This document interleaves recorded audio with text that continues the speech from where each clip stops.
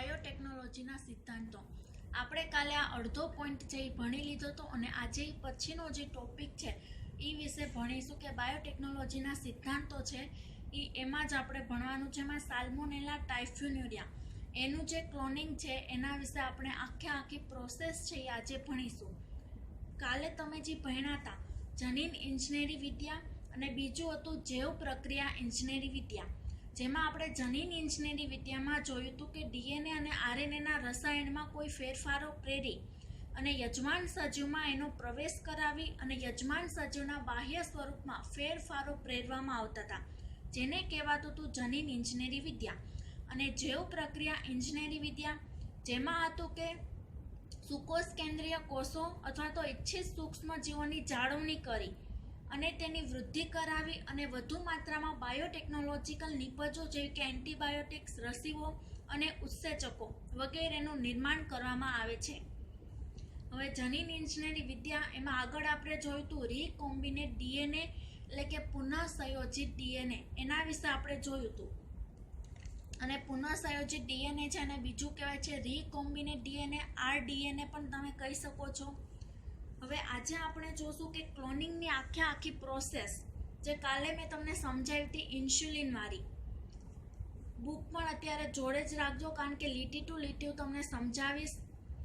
હવે એમાં જુઓ પેજ નંબર 194 ઉપર એમાં શું તમે જાણો છો કે ડીએનએનો ટુકડો એ વિજાતીય સજીવોમાં સ્થાનાંતરિત કરવામાં આવે ત્યારે તેનું ભવિષ્ય શું હશે? આપણે એક મનુષ્યમાંથી ડીએનએનો ખંડ લીધો હતો ઇન્સ્યુલિન મેળવવાને માટે, અને ઇન્સ્યુલિન છે એ મનુષ્યનો જે લીધો હતો આપણે ડીએનએનો ટુકડો હતો કે જે ઇન્સ્યુલિનના ઉત્પાદનને માટે જવાબદાર હતો. એને આપણે શેમાં દાખલ કર્યો તો કે ઈ કોલાઈ બેક્ટેરિયામાં.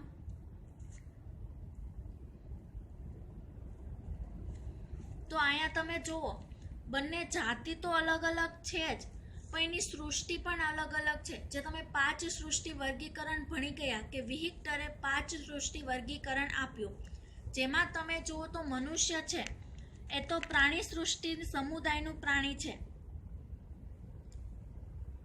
એનો સમાવેશ તો પ્રાણી સૃષ્ટિમાં થાય છે. જ્યારે ઈ કોલાઈ બેક્ટેરિયા છે જેનો સમાવેશ થાય છે મોનેરા સૃષ્ટિમાં. અહીંયા આપણે બે અલગ અલગ જાતિ જ નહીં પણ એની સૃષ્ટિ પણ અલગ અલગ છે, એના સમુદાય પણ અલગ અલગ છે. એ બેની વચ્ચે મારે પુનઃસંયોજિત ડીએનએ મેળવવું છે. એ બેને ભેગા કરી અને રીકોમ્બિનેટ ડીએનએ અથવા તો પુનઃસંયોજિત ડીએનએ છે એ મારે મેળવવાનું છે. તો હવે આવું જ્યારે થાય છે ત્યારે એનું ભવિષ્ય શું હશે એના વિશે આપણે આગળ જોશું. તો કે મોટે ભાગે ડીએનએનો ટુકડો એ સજીવના બાળકોષોમાં સ્વયંજનન પામવાની ક્ષમતા ધરાવતો નથી. હવે હું કોઈ આ ડીએનએ લઉં છું, હવે સ્વાભાવિક છે કે આનું સ્વયંજનન થશે અને એમાંથી છે એ બીજા ડીએનએનું નિર્માણ થશે જેને તમે કહેશો બાળ ડીએનએ અને જે હશે બાળકોષોમાં. પણ હવે જો હું આ ઈ કોલાઈ બેક્ટેરિયા લઉં કે મનુષ્યના ડીએનએનો ખંડ લઉં, હવે જ્યારે એમાં ક્લોનિંગ થાય છે એટલે કે એ બેના બાળકોષો હું જ્યારે લઉં છું અને એમાં મારે જે જનીન ખંડને ઈચ્છિત લક્ષણો જોઈએ છીએ એ ડીએનએના ખંડને હું આમાં ક્લોનિંગ કરું તો મને સ્વયંજનન થશે નહીં. હવે શું કામ એ નથી થતું એ પણ આપણે આગળ જોશું. તો કે જ્યારે તે ગ્રાહીના જનીનો સાથે જોડાઈ જાય છે ત્યારે તે વિભાજન પામીને યજમાન ડીએનએ સાથે આનુવંશિક બની જાય છે. હવે આ કોઈ ડીએનએ છે એમાંથી મારે એટલો ખંડ જોઈએ છે કે જે ઇન્સ્યુલિનના ઉત્પાદનને માટે જવાબદાર છે. હવે આ એનો ઇન્સ્યુલિનના ખંડ માટેનો એક સ્ત્રોત થયો કહેવાય. એટલે જો આમાંથી ડીએનએનો એક ખંડ લઉં છું, હવે જેનું ક્લોનિંગ હું શેમાં કરીશ તો કે પ્લાઝમિડમાં. પ્લાઝમિડ વિશે આપણે કાલે ભણી જ ગયા કે ભાઈ બેક્ટેરિયા છે, બેક્ટેરિયામાં જે રચના આવેલી હોય છે ન્યુક્લિયોઇડ એ સિવાયની એક નાની નાની રીંગો જેવી રચના આવેલી હોય છે જેને કહેવામાં આવે છે પ્લાઝમિડ, અને જે સ્વતંત્ર રીતે પોતાનું સ્વયંજનન પ્રેરી શકે છે. એ માટે ન્યુક્લિયોઇડ છે એનું કામ કરશે અને આ પ્લાઝમિડ છે એ પોતાની રીતે સ્વયંજનન પ્રેરશે. એને આપણે કહેતા હતા પ્લાઝમિડ જે બેક્ટેરિયામાં આવેલું છે. હવે તો આ પ્લાઝમિડ અથવા તો ઇકોલાઈ, બરોબર, એમાં જ્યારે હું આ ડીએનએ નો ખંડ છે એનું ક્લોનિંગ કરું છું, એટલે કે એમાં હું દાખલ કરું છું, ત્યારે મને શું થાય છે તો કે આ જે ઇકોલાઈ બેક્ટેરિયા છે એનું જે જનીન દ્રવ્ય છે એની સાથે આ ડીએનએ છે એટલે કે વિદેશી ડીએનએ એનું પણ સ્વયંજનન સાથે સાથે થશે. દાખલા તરીકે તમે આખું ડીએનએ ધારો કે ઇકોલાઈનું છે, તો સ્વાભાવિક છે કે એમાંથી ડીએનએ છે તો એમાંથી આરએનએ બનશે, આરએનએ છે અને એમાંથી શું બનશે તો કે પ્રોટીન. તો હવે આખું ડીએનએ નો ખંડ છે, આખું ડીએનએ છે ઇકોલાઈનું.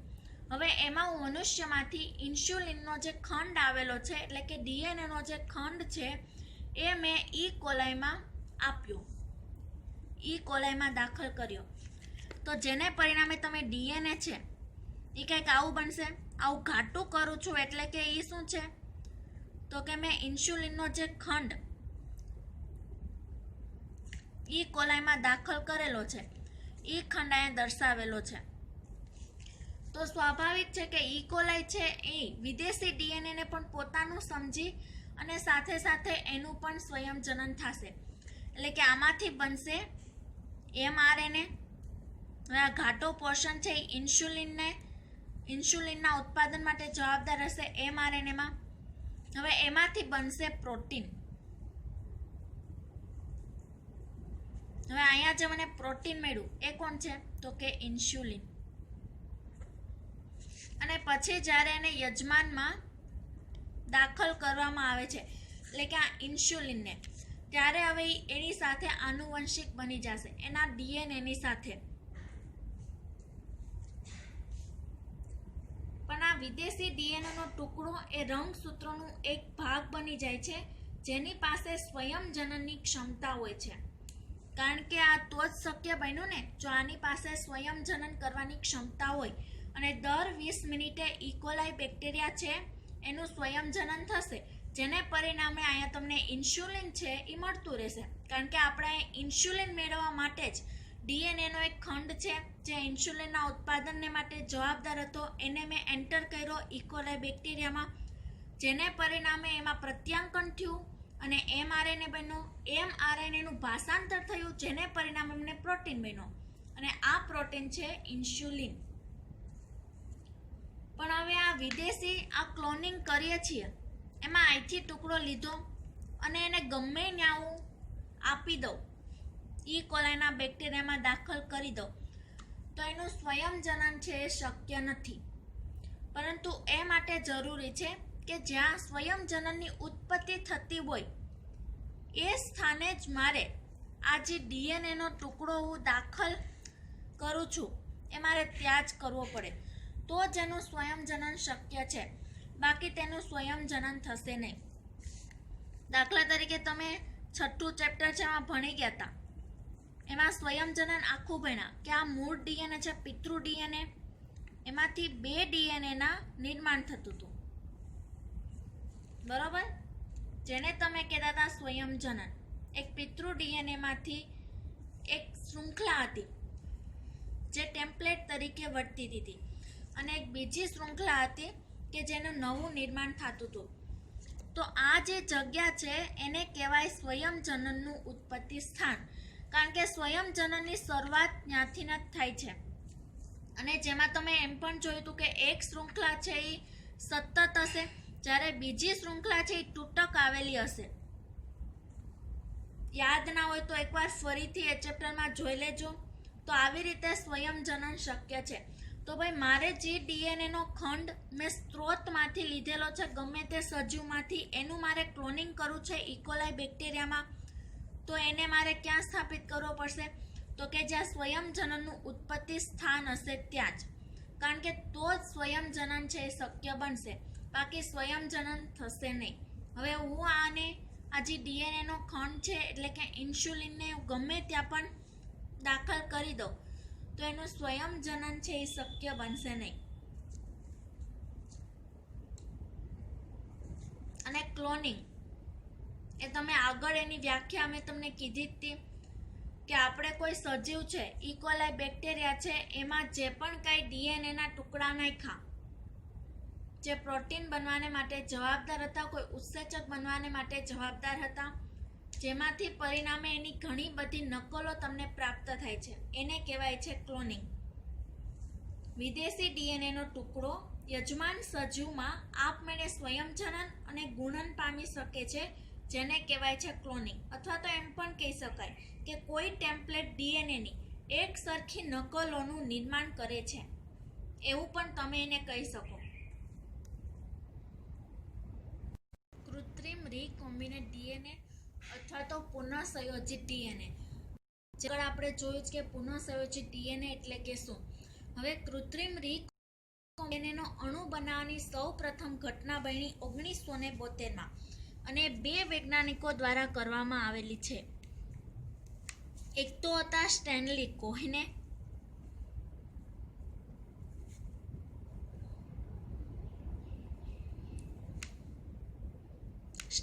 કોહેને અને બીજા હતા હર્બર્ટ બોયર.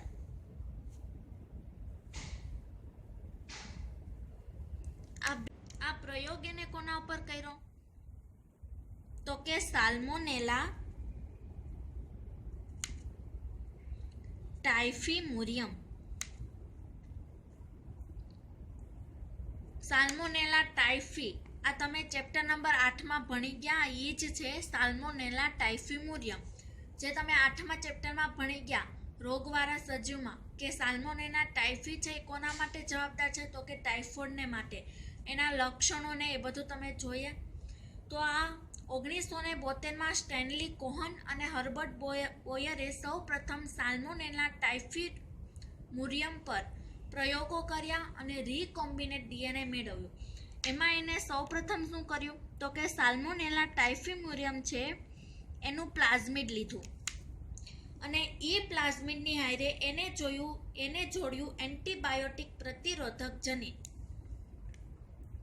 આવું કહી દઉં, એન્ટીબાયોટિક પ્રતિરોધક જનીન. આ કોણ છે તો કે સાલ્મોનેલા ટાઇફીમુરિયમનું પ્લાઝમિડ.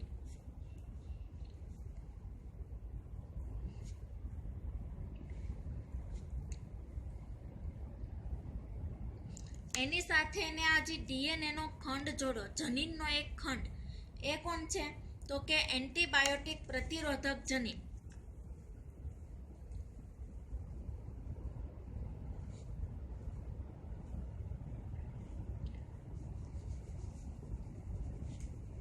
અહીંયા તમને કીધું કે એન્ટીબાયોટિક પ્રતિરોધક જનીન એટલે કે શું તો કે એન્ટીબાયોટિક જે તમે આપો છો, કોઈ આપને રોગ થયો હોય અને એના માટે જે તમે એન્ટીબાયોટિક લ્યો છો એનો વિરોધ માટે જે એક જનીન આપવામાં આવ્યું. એટલે કે હવે તમને ટાઇફોઇડ થયો હોય અને જો તમે એન્ટીબાયોટિક પ્રતિરોધક એન્ટીબાયોટિક જે દવાઓ છે એ તમે લ્યો તો એની કોઈ પણ પ્રકારની અસર થશે નહીં. શું કામે? કારણ કે આ પ્લાઝમિડ છે એને અગાઉથી જ એન્ટીબાયોટિક પ્રતિરોધક જનીન આપી દેવામાં આવેલું છે. એટલે કે એન્ટીબાયોટિકનો પ્રતિરોધ થશે, જેને પરિણામે તમે લીધેલી એન્ટીબાયોટિક છે એની કોઈ પણ પ્રકારની અસર આની ઉપર થશે નહીં. એટલે કે સાલ્મોનેલા ટાઇફી છે એ એન્ટીબાયોટિકથી મરી શકશે નહીં, કારણ કે એને અગાઉથી જ એન્ટીબાયોટિક પ્રતિરોધક જનીન છે એ આપેલું છે. તો આ સાલ્મોનેલા ટાઇફીમુરિયમ એમાં આપણે જોયું એન્ટીબાયોટિક પ્રતિરોધક જનીન જે એન્ટીબાયોટિકનો વિરોધ કરશે, જેને પરિણામે એન્ટીબાયોટિકની અસર છે એ આપણા શરીર ઉપર થશે નહીં અને ટાઇફોઇડના જે લક્ષણો હશે એ વધતા જ જશે. હવે અહીંયા એન્ટીબાયોટિક પ્રતિરોધક જનીન છે એને હું જોડીશ પ્લાઝમિડની જોડે અને આ પ્લાઝમિડ હશે ઇકોલાઈનું. કારણ કે જેવી રીતે આપણે ઇન્સ્યુલિનનું ઉત્પાદન માટે શું કરતા હતા, ઇન્સ્યુલિનનું ક્લોનિંગ, તો હવે આપણે અહીંયા શું કરશું, એન્ટીબાયોટિક પ્રતિરોધક જનીન મારે જોઈએ છીએ તો ભાઈ મારે એનું ક્લોનિંગ કરવું પડશે, જેને પરિણામે હું એને ઈ કોલાઈમાં સ્થાપિત કરીશ. એ જનીનને ઈ કોલાઈના ડીએનએની સાથે જોડીશ. આ છે ઈ કોલાઈનું પ્લાઝમિડ.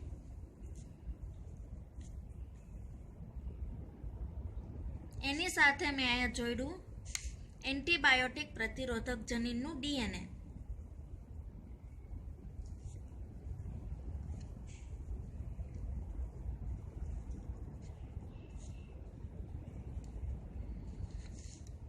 હવે આમાં એની ઘણી બધી નકલો છે એનું નિર્માણ થતું હશે, કારણ કે ઈ કોલાઈનું જેમ જેમ સ્વયંજનન થશે એમ એના ડીએનએનું સ્વયંજનન થશે, એમ એના ડીએનએમાં જે આપણે એન્ટીબાયોટિક પ્રતિરોધક જનીન છે એને દાખલ કર્યો તો સાથે સાથે એનું પણ સ્વયંજનન થશે, જેને પરિણામે આપણે મોટા પ્રમાણમાં એન્ટીબાયોટિક પ્રતિરોધક જનીન ધરાવતા ઇકોલાઈ બેક્ટેરિયા મળશે. અને આ પ્રોસેસને આપણે કહીએ છીએ ક્લોનિંગ. પણ તમે જુઓ તો એ પ્લાઝમિડ છે એ એક વાહકની જેમ કામ આપે છે. જેવી રીતે મચ્છર છે, આગળના લેક્ચરમાં જોયું હતું કે ભાઈ મચ્છર દ્વારા મેલેરિયા ફેલાય છે ત્યારે શું થાય છે તો કે પ્લાઝ્મોડિયમ નામનું એક પ્રજીવ છે જે વાહક તરીકે વર્તે છે. તો અહીંયા પણ એવું જ છે કે પ્લાઝમિડ છે એ વાહકની જેમ કાર્ય કરે છે. એટલે કે કોઈ પણ ડીએનએ છે જેનું ક્લોનિંગ થશે એને યજમાન સુધી પહોંચાડવા માટે કોણ જરૂરી છે તો કે પ્લાઝમિડ. પણ હવે આ એન્ટીબાયોટિક જનીન છે એને વાહકની સાથે જોડવાનું કાર્ય ડીએનએ લાઇગેજ ઉત્સેચક દ્વારા થાય છે. આ લાઇગેજ ઉત્સેચક છે એ તમે આગળ ભણી ગયા ચેપ્ટર નંબર 6માં કે જ્યારે સ્વયંજનન થતું હતું ત્યારે એક શૃંખલા હતી સતત, જ્યારે બીજી શૃંખલા હતી તૂટક, અને આ તૂટક શૃંખલા છે એને જોડવાનું કામ કોણ કરતું હતું ડીએનએ લાઇગેજ. તો અહીંયા પણ એવું જ છે કે આ એન્ટીબાયોટિક જે જનીન તમે લીધો એને વાહકની સાથે આ ઇકોલાઈ પ્લાઝમિડ છે એ કોણ છે વાહક, એની સાથે જોડવાનું કાર્ય કોણ કરશે તો કે લાઇગેજ. અને એની પહેલાં આપણે અહીંથી એન્ટીબાયોટિક પ્રતિરોધક જનીન છે જે સાલ્મોનેલા ટાઇફીમુરિયમમાં આવેલું છે એને મારે શું કરવું પડશે તો કે કટ કરવું પડશે, કારણ કે તો જ એને હું ઈ કોલાઈનું પ્લાઝમિડ છે એમાં હું એને દાખલ કરી શકીશ. તો એ માટે છે આણ્વીય કાતર તરીકે ઓળખાતું રિસ્ટ્રિક્શન ઉત્સેચક. તો રિસ્ટ્રિક્શન ઉત્સેચકની મદદથી હું આ ડીએનએના ટુકડાને અહીંથી કટ કરીશ અને એ જ રિસ્ટ્રિક્શન ઉત્સેચકથી ઈ કોલાઈનું જે પ્લાઝમિડ છે એને પણ હું કટ કરીશ. પરિણામે શું કરશો તો કે આ એન્ટીબાયોટિક પ્રતિરોધક જનીન છે એને હું ઈ કોલાઈના પ્લાઝમિડમાં દાખલ કરીશ, એટલે કે એની સાથે જોડીશ. પણ એ માટે મારે કોણ જરૂરી છે તો કે લાઇગેજ ઉત્સેચક. હું લાઇગેજ ઉત્સેચકની મદદથી જ આ એન્ટીબાયોટિક પ્રતિરોધક જનીન છે જેને ઈ કોલાઈના ડીએનએની સાથે હું જોડીશ. હવે આ ડીએનએ અણુના જે કપાયેલા ભાગ પર કામ કરી અને તેમના છેડાઓને જોડવાનું કામ કરે છે ડીએનએ લાઇગેજ. જેવી રીતે ઇટીજીસી કોડ આવેલો હશે તો એનો વિરોધનો કોડ શું હશે તો કે ટી, એ, સી અને જી. આ તો તમને ખબર જ છે કે એ ડબલ બોન્ડ ટી હોય અને જી ટ્રિપલ બોન્ડ સી હોય. તો આવી રીતે હંમેશા અહીંયા જે પણ ઉત્સેચક વપરાણું હશે કટ કરવાને માટે એ જ ઉત્સેચકને આપણે વાહકમાં પણ કટ કરવાને માટે વાપરશું, કારણ કે તો જ અમને સરખા છેડા મળશે કે જે એકબીજાની હારે જોઈન્ટ થઈ શકશે, બાકી એવું શક્ય બનશે નહીં. આની જ રીતે એવું એક ઉદાહરણ છે મલયાલમ.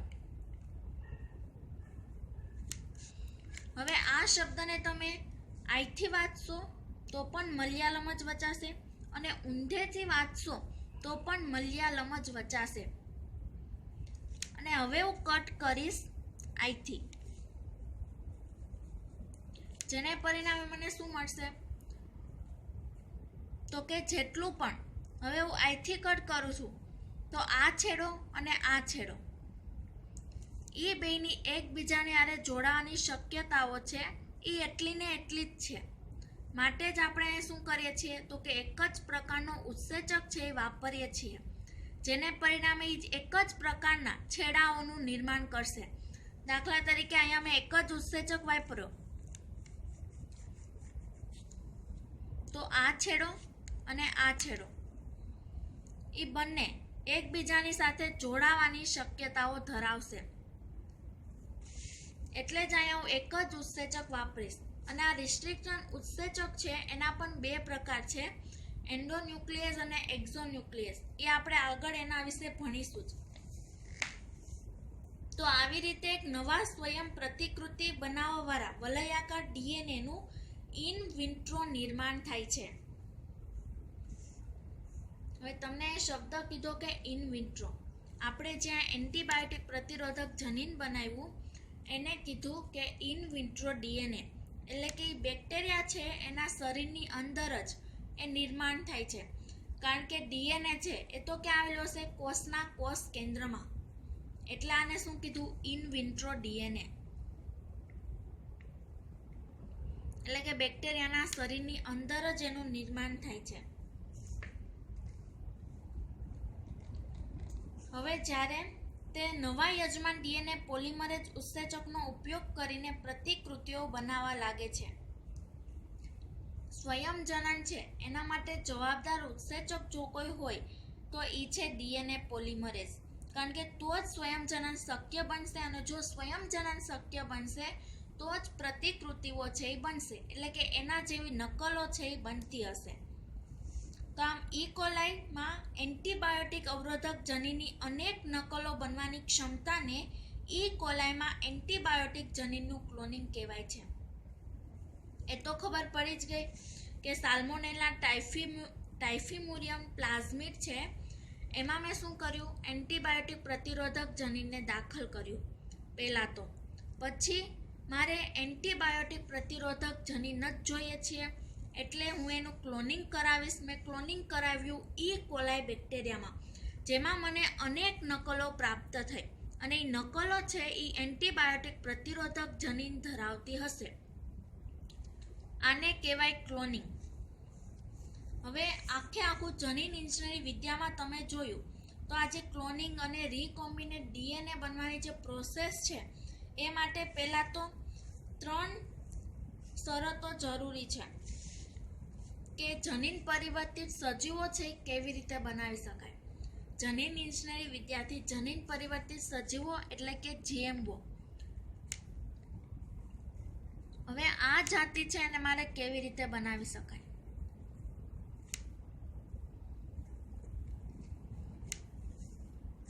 જનીન પરિવર્તિત સજીવો કયો, પુનઃસંયોજિત ડીએનએ કયો કે જનીન ઇન્જિનિયરિંગ વિદ્યા, બધું એક જ છે. પહેલા તો એ કે ઇચ્છિત જનીનયુક્ત ડીએનએની ઓળખ.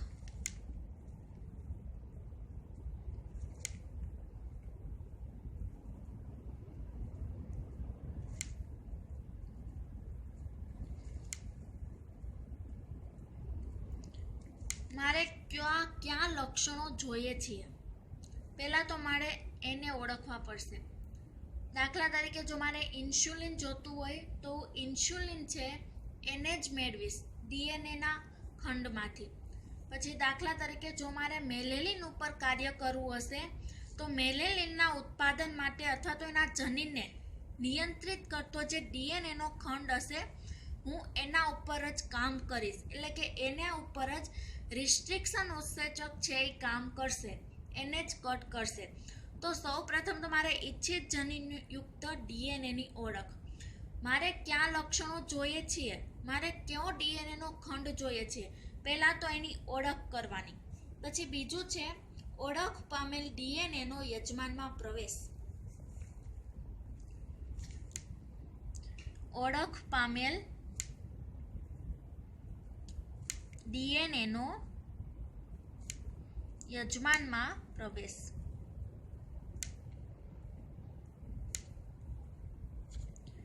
તો કે આ માટે સીધા તમે યજમાનમાં એનું પ્રવેશ શક્ય હશે નહીં. એ માટે વાહકની જરૂર પડશે જ. જો તમારે પુનઃસંયોજિત ડીએનએ બનાવવો હશે તો તમે સીધો કોઈ લક્ષણ લઈ કોઈ એક વ્યક્તિમાંથી ઇન્સ્યુલિન લીધું અને પછી એને સીધું બીજા વ્યક્તિમાં ઇન્સ્યુલિન છે એ ડાયરેક્ટ તમે દાખલ કરી શકશો નહીં. એ માટે વાહકની જરૂર છે, તો જ તમે એને યજમાનમાં પ્રવેશ કરાવી શકશો. અને આપણે ઇકોલાઈ બેક્ટેરિયા જ લઈએ છીએ. શું કામ એમ? તો કે એનું સ્વયંજનનો જે ગાળો છે એ ખૂબ જ ઓછો છે, જેના પરિણામે આપણે ખૂબ જ ટૂંકા સમયમાં ઘણા બધા પ્રમાણમાં આપણે જે પણ કાંઈ પ્રોડક્ટ એટલે કે નિપજો જોતી હોય એ આપણે મળી રહે. હવે ત્રીજું છે પ્રવેશેલા ડીએનએની યજમાનમાં જાળવણી તથા તેની સંતતિઓમાં ડીએનએનું સ્થળાંતરણ. ત્રીજું મને કીધું છે પ્રવેશેલા ડીએનએની યજમાનમાં જાળવણી.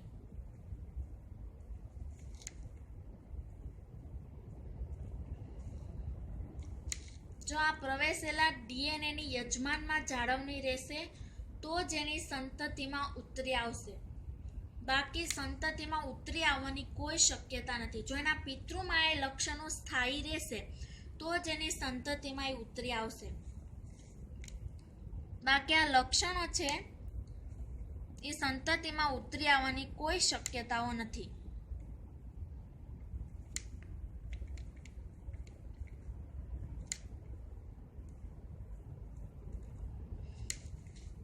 હવે આખી પ્રોસેસ કહું જનીન ઇજનેરી વિદ્યા, એવું તમને એક સરસ એક્ઝામ્પલ આપીને સમજાવું. આપણું લાસ્ટ એક્ઝામ્પલ, કોઈ છોકરી છે એના વાળ છે એ વાકડિયા છે, તો શું કરવું? પરમેનન્ટ સ્ટ્રેટનિંગ તમે કરાવી નાખો તો પણ એનું કોઈ સોલ્યુશન નથી. એનું રીઝન છે કે ફરીથી જે નવા વાળ આવશે તો ફરીથી વાકડિયા જ આવવાના છે. તો આપણે શું કરશું? તો કે એક બીજી છોકરી લેશું જેના વાળ હશે સ્ટ્રેટ, એના વાળ સીધા હશે, એવું આપણે એક છોકરી લેશું અને એનું આપણે ડીએનએ લેશું. હવે ડીએનએમાંથી જે સ્ટ્રેટ વાળ માટે જે જનીન કામ આપતો હશે એને આપણે કટ કરીશું રિસ્ટ્રિક્શન ઉત્સેચકની મદદથી. આ જનીનને આપણે લઈ લીધું જે સ્ટ્રેટ વાળને માટે જવાબદાર હતો. હવે આ જનીન છે એને હું શું કરીશ? ક્લોનિંગ કરીશ. એટલે કે ઇકોલાઈ બેક્ટેરિયામાં મેં આને દાખલ કરી દીધું. હવે ઇકોલાઈ બેક્ટેરિયામાં ક્લોનિંગ થશે એટલે આવી ઘણી બધી નકલો મને પ્રાપ્ત થશે. જે સ્ટ્રેટ વાર માટે જવાબદાર જનીન છે એની ઘણી બધી નકલો મને પ્રાપ્ત થશે, જેને હું કહીશ ક્લોનિંગ. હવે મને એ નકલો પ્રાપ્ત થઈ ગઈ પછી હું શું કરીશ?